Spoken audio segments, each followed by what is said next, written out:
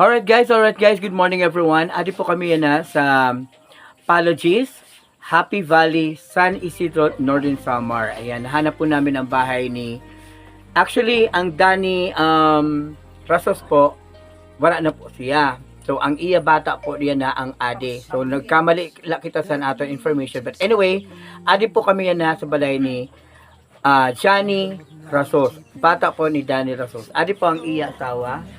Siya po si Nanay Imelda.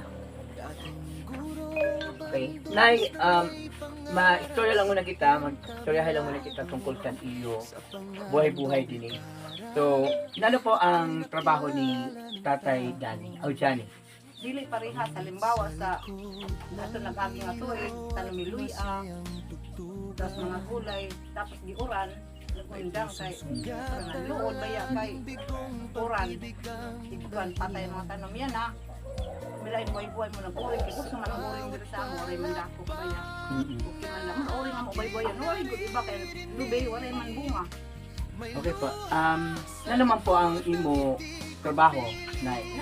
Adi ni kala po sa balay. So, ginaataman mo ang imo kabataan. Pero po ang kabataan niya? Amo pan, unom. Unom. Puro pabuhi.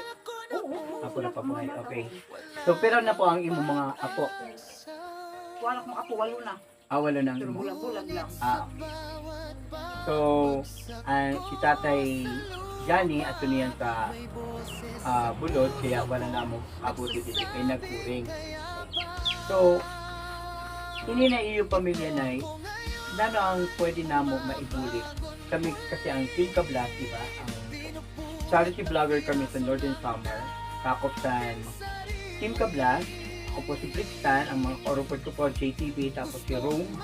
So kami, maghahatid kami si bulig para sa iyo kung ano po ang iyo karuyag na maibulig naman sa iyo. Maihatid naman na bulig. Pwede po kami mag-story sa amin. Para sa mga makawaran doon. Ako, di man liwat masugad ka nga nakadaan doon. Nanong ka, ano na lang ito kung nanong ihatag sa makarawaso na. So, guys, kung sino man po sa iyo ang karuyag magbulit sa pamilya po ni Shani Rasul, kan Nanay Imelda po. So, open po kami para sa iyo mga ruyag ihatag para sa era. Okay? So, Team Kablas, shout out sa Team Kablas. Pwede po natin to i-share para kumalat ini sa social media nato. Anyway, Nay, pwede po nato tawago ng imo. Ano? Okay la na iharap nato sa camera? Okay, kay mga Nay, pakadyo ka mo din.